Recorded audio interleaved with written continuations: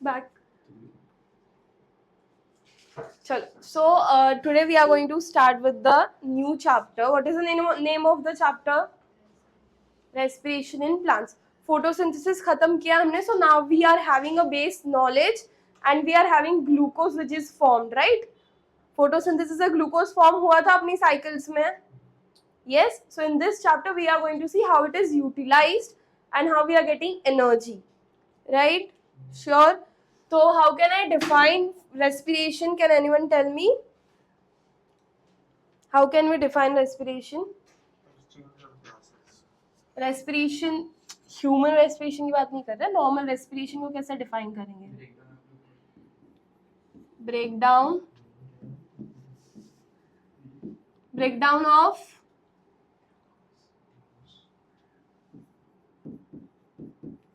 glucose to form energy ATP के form में, and ATP is also known as energy currency of the cell. Yes. और कुछ add कर सकते हैं इसमें. different processes ऐड होंगे. So what all cycles we are going to study in this chapter? सबसे पहले glycolysis, second Krebs cycle, third ET, electron transport system और chain. चौथा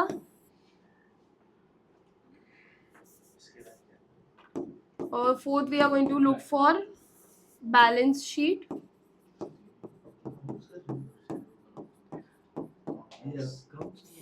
Accounts का balance sheet नहीं इनका.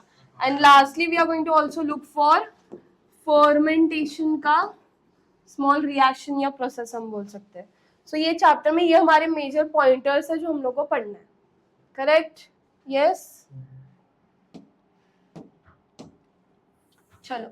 Coming back to when we talk about respiration, there is something called as respiratory substrate. क्या होता है? Respiratory substrate. What does that mean? See, we know that reaction में कुछ तो in and out होने वाला है. Oxidation, reduction जैसी चीजें होने वाली है. So when oxidization is occurring during your cellular respiration. Cellular respiration मतलब क्या? सेल्स में जब एक्सचेंज ऑफ मॉलिक्यूल्स हो रहा है उसको हम लोग क्या बोलते हैं? Respiratory substrate. क्या बोलते हैं? रिपीट करो. तो जो हमारा मेजर रेस्पिरेटरी सबस्ट्रेट है वो है अपना कार्ब्स और we can say carbohydrates. Okay. अगर कार्बोहाइड्रेट्स नहीं है then your respiratory substrate is going to be protein and fats. Clear? So we have carbs, protein और fats.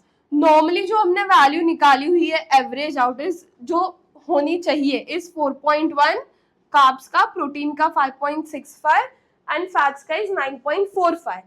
But the actual value that we get is like 4, 4 and 9.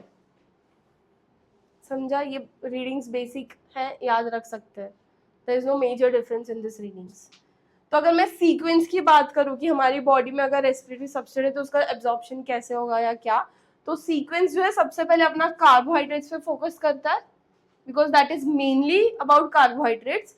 अगर carbohydrates नहीं है तो it will go to fats. Fats भी नहीं है तो फिर किसका ब्रेकडाउन होगा? प्रोटीन्स का. समझ आया? श्योर? इजी.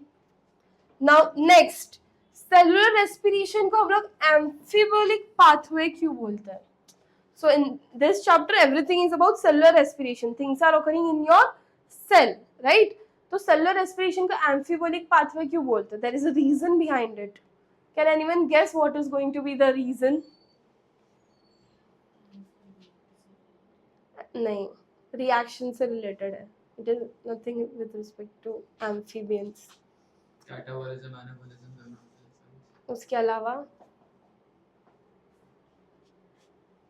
तो अभी हम लोग जो साइकिल्स पढ़ेंगे उसमें जो इंटरमीडिएट प्रोडक्ट्स बनने वाले, those products are going to be used in your biosynthetic process for other molecules. बाकी मॉलिक्यूल्स के प्रोसेस में भी वो हेल्पफुल होते हैं। जो साइकिल्स हम पढ़ेंगे उसके जो इंटरमीडिएट प्रोडक्ट्स है, they are going to be utilized by other molecules as well. Hence we are calling cellular respiration as amphibolic pathway. Simple है, easy, sure. Now respiration को जो है ना हम लोग ने generally divide किया हुआ है. So your respiration is divided into on the basis of respiratory substrate. अभी respiratory substrate क्या है हमने समझ लिया है, तो उसके बेसिस पे हमने उसको दो पार्ट्स में डिवाइड किया. First is your floating respiration and second one is your protoplasmic respiration. अभी नाम से यू कैन रिलेट, अगर उसका नाम है फ्लोटिंग रेस्पिरेशन मतलब क्या, जो मॉलिक्यूल्स होंगे वो क्या करने वाले हैं, फ्लोट करने वाले हैं सेल के अंदर, इसीलिए हम उसको फ्लोटिंग बोले. अभी यहाँ पे कौन से मॉलिक्यूल्स इन्वॉल्व होंगे, here we are going to talk about carbohydrates and fats. Carbohydrates and fats oxidise हो जाएंगे and they are floating inclusions of the cell. इसके लिए वो फ्लोट करेंगे सेल में. Hence we are calling this respiration as floating respiration. Respiration में oxidation reduction में से कुछ भी चीज हो रहा है तो उसको हम रेस्पिरेशन बोलेंगे. तो यहाँ पे अगर कार्ब्स का इन्वॉल्वमेंट है और फैट्स का इन्वॉल्वमेंट है वो फ्लोट करेंगे, सो फ्लोटिंग. सेकेंड क्या है, सेकेंड क्या है, प्रोटोप्लाज्मिक रेस्पिरेशन. तो यहाँ पे जो है majorly it is associated with proteins. ठीक है, यहाँ पे प्रोटीन्स जो है वो ऑक्सीडाइज होते हैं, उसकी वजह से क्या होता है, सेल का स्टार्वेशन होता है. Cell will get starved. Starvation मतलब पता है क्या है, यस. अब हम लोग इसको प्रोटोप्लाज्मिक क्यों बोल रहे हैं, प्रोटीन ऑक्सीडाइज हो रहा है ना, तो प्रोटोप्लाज्मिक क्यों बोल रहे हैं, क्योंकि protein is one of the main constituent of your protoplasm. Hence we are calling it as protoplasmic, we are calling it as protoplasmic. ठीक है. सेकेंड टाइप है on the basis of absence and presence of oxygen. अगर oxygen के presence में reaction हो रहा है तो उसको हम क्या बोलते हैं, एरोबिक रेस्पिरेशन. अगर उसकी एब्सेंस में हो रहा है तो उसको हम क्या बोलेंगे, अनएरोबिक रेस्पिरेशन. ठीक है, तो let's look into the points of aerobic and anaerobic respiration.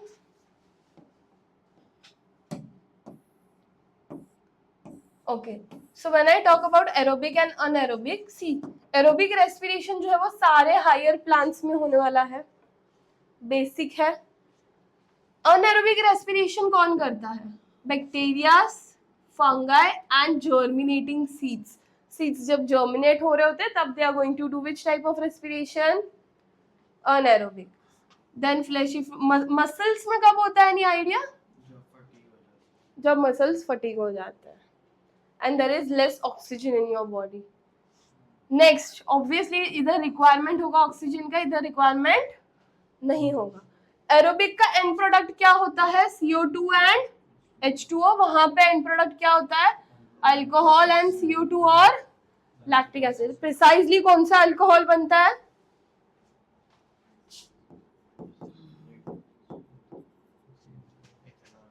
Yes.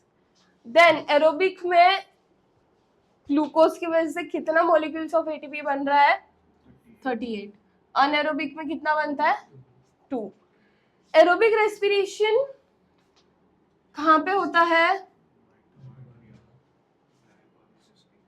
Glycolysis के अलावा बाकी सारे रिएक्शंस माइटोकॉन्ड्रिया में होंगे.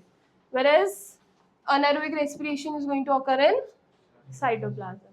Now here the organic compounds are completely oxidized and obvious है high amount of energy is going to be released.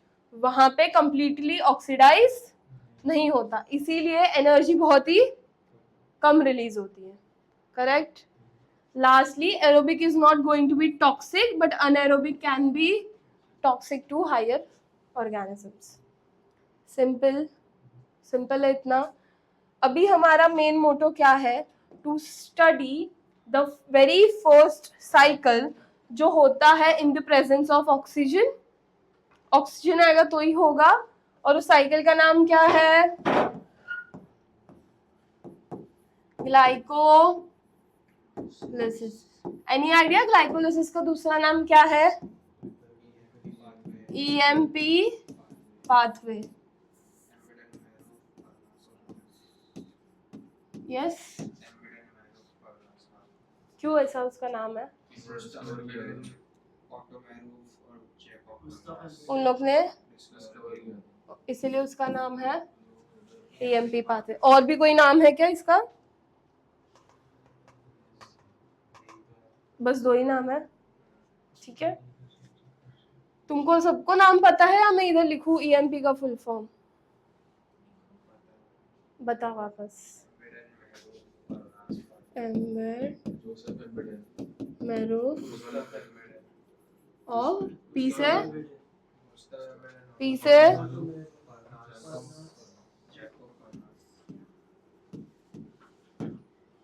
Cool.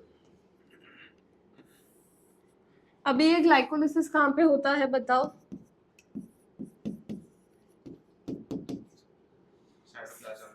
हाँ, क्योंकि अभी पीछे हमने डिस्टिंग्विश में पढ़ा ना, एक्सेप्ट ग्लाइकोलिसिस, तो the only thing that is left is cytoplasm. Simple. अभी इसका, since it is glycolysis, how can we define glycolysis? See, glyco का मतलब क्या होता है? शुगर। लाइसिस का मतलब क्या होता है? लाइसिस का मतलब क्या होता है बेटा? ब्रेकडाउन। वेरी गुड, ब्रेकडाउन, और else we can also say splitting. तो यहाँ पे शुगर मॉलिक्यूल क्या हो रहा है? स्प्लिट हो रहा है। क्या हो रहा है? अब ये जो ग्लाइकोलिसिस है ना, ये दो फेजेस में होता है। First phase is known as preparatory phase,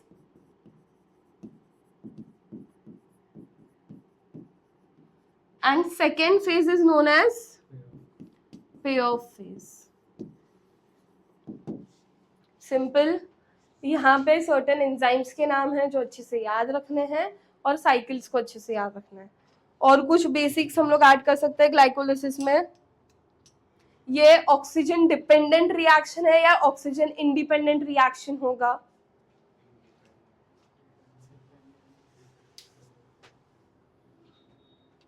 now glycolysis is one of the reaction, अगर तुम लोगों को समझा होगा, वो माइटोकॉन्ड्रिया में नहीं हुआ, साइटोप्लाज्म में हो रहा है। तो साइटोप्लाज्म में हो रहा है, साइटोप्लाज्म में अनाएरोबिक रेस्पिरेशन भी तो हो सकता है। So your glycolysis is your oxygen independent. That means glycolysis जो है वो तुम्हारा दोनों ही कंडीशन में हो सकता है। CO, अगर ऑक्सीजन प्रेजेंट हो तो भी, नहीं हो तो भी। समझ आया? समझ आया कि नहीं? सिंपल है। Let's jump to the cycle. Okay, now can you see the cycle? सबसे फर्स्ट अपने पास ग्लूकोज है। Your glucose is getting converted into glucose 6 phosphate, मतलब तुम्हारा यहाँ पे फॉस्फेट ग्रुप ऐड हो रहा है, ग्लूकोज में फॉस्फेट ग्रुप ऐड हो रहा है, जो कि नहीं था। ठीक है, तो इस प्रोसेस में क्या होता है, तेरा जो ATP था वो कन्वर्ट होता है इनटू ADP, मतलब your ATP is getting utilise. ये पॉइंट याद रखना, यहाँ पे यूटिलाइज हुआ है। ठीक है, this is the first priming reaction, first start होने वाला रिएक्शन, राइट। तो यहाँ पे कौन सा एंजाइम यूज हो रहा है? Hexokinase. Which enzyme is getting used? फिर you got glucose 6 phosphate. Now your glucose 6 phosphate will get converted into fructose 6 phosphate. कौन सा एंजाइम के थ्रू? फॉस्फोहेक्सो आइसोमरेज। फॉस्फोहेक्सो याद नहीं रह रहा तो सिर्फ आइसोमरेज याद रखा तो भी चल जाएगा। ठीक है, नेक्स्ट, फ्रुक्टोज से जब फ्रुक्टोज 1,6 बायफॉस्फेट या बिसफॉस्फेट बन रहा है तो क्या हो रहा है यहाँ पे? अगेन ATP से ADP, मतलब again your ATP is getting utilized. Now this is your second priming reaction. अब यहाँ पे क्या होता है, you are getting two things, यहाँ पे स्प्लिट होती है. सो ये रिएक्शन में हम ऐसा भी लिख सकते हैं, after fructose 1,6 we can write it in this form. So एक साइड पे तुमको क्या मिल रहा है, GAP, और यहाँ पे मिल रहा है, समझा, समझ आ रहा है. एंड फिर यहाँ पे तुम्हारा साइकिल आगे बढ़ रहा है into, this is getting converted into, this further gets converted into glyceraldehyde 3-phosphate. Yes, you had this, मतलब इसकी कंटिन्यूएशन हो रही है, which is getting converted into 1,3 bis phospho, right? तो अगेन यहाँ पे कौन सा एंजाइम यूज हो रहा है, जब इसका इसमें कन्वर्जन हो रहा है तो which enzyme is utilized? Simply you can remember dehydrogenase use हो रहा है. क्या यूज हो रहा है, तो यहाँ पे मेजरली तुमको समझ रहा है क्या हो रहा है, your 2NAD plus is getting converted into 2NADH plus. मैंने क्या बोला, ऑक्सीजन के प्रेजेंस में भी होगा, नहीं होगा तो भी होगा. ऑक्सीजन इंडिपेंडेंट का मतलब क्या होता है, ऑक्सीजन चाहिए रिएक्शन में, लेकिन अगर ऑक्सीजन नहीं भी होगा तो भी वो अपना रिएक्शन कर लेगा. That is the meaning of independent. मैंने एब्सेंस ऑफ ऑक्सीजन नहीं बोला कि कंप्लीटली बिना ऑक्सीजन के होगा. ठीक है, कमिंग बैक टू, यस, तो यहाँ पे क्या हो रहा है, रिमेंबर 2 बनाया, 2, you have to remember the word 2. ऊपर सब जगह पे सामने 2 वो कुछ लिखा नहीं है. Now again from 1,3 bis phosphoglycerate से क्या बन रहा है, 3-phosphoglycerate, your PI group is getting removed. 2 ADP, जो यहाँ पे 2 ADP थे उससे वापस क्या बन रहा है, 2, क्या बन रहा है, 2 ATP.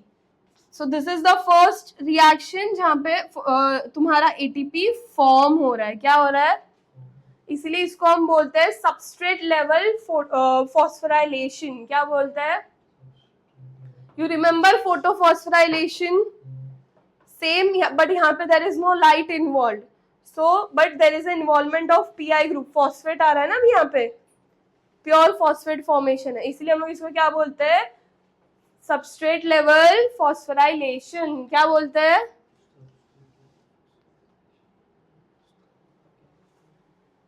उसके बाद में क्या हो रहा है, after 3 you are getting, again it is getting reduce to 2, and finally you will get your final product which is phosphoenol pyruvate, जो convert हो जाएगा into pyruvate. Now your pyruvate is very important which is formed, जो आगे react करेगा and start करवाएगा कौन सा cycle, second cycle, which is your Krebs cycle.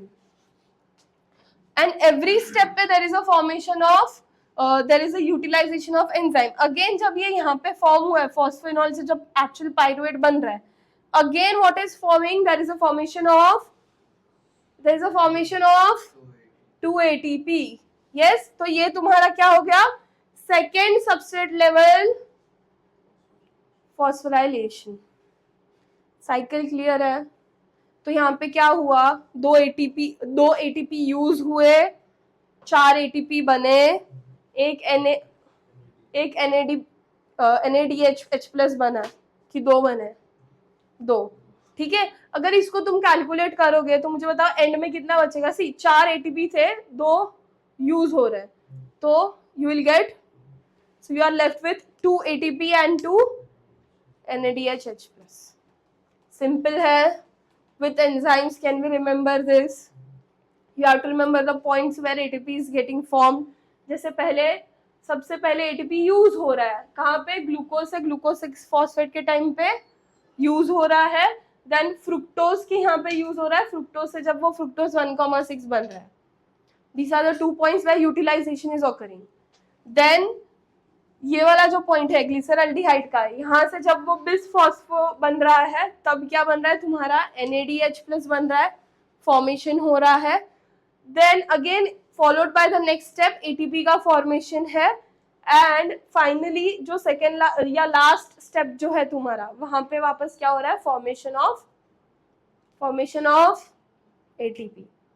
Simple, easy है साइकिल, है कि नहीं है इजी? है, एकदम इजी है अगर तुम बार बार पढ़ो. And also one more thing, जब हमने फोटोसिंथेसिस में साइकिल पढ़ी थी, रिमेंबर वो जो ग्लूकोज का फॉर्मेशन हो रहा था, एंड वहां पे हमने ये वर्ड्स ऐड किए थे, मैंने तुमको बोला था कि वो रिवर्स ग्लाइकोलिसिस हो रहा है जब ग्लूकोज बन रहा है ट्रायोज, और वहां पे तो इन बिटवीन जो साइकिल चल रही होती है to form that is your this process. Fructose से वो ग्लूकोज बन रहा होता है. समझ आ रहा है? श्योर?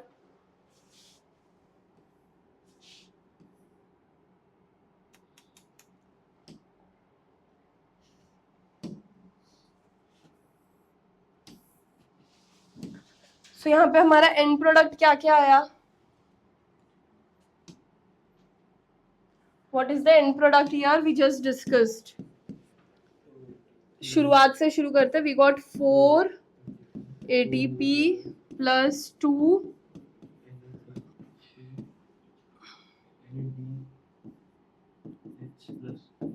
प्लस, हाँ वो लिखा ना, ये बना है राइट, प्लस क्या बना है 2 ADP. This is the reaction that has happened, this is something which has got. और जो हमारा नेट बचा है वो क्या है, you have got 2 ATP plus 2 NADH. ठीक है, अब ये जो है ना, ये भी एट द एंड हमको एंड में क्या देने वाला है, ATP ही बनने वाला है, ATP में कन्वर्ट होता है. समझ आया? श्योर? पक्का?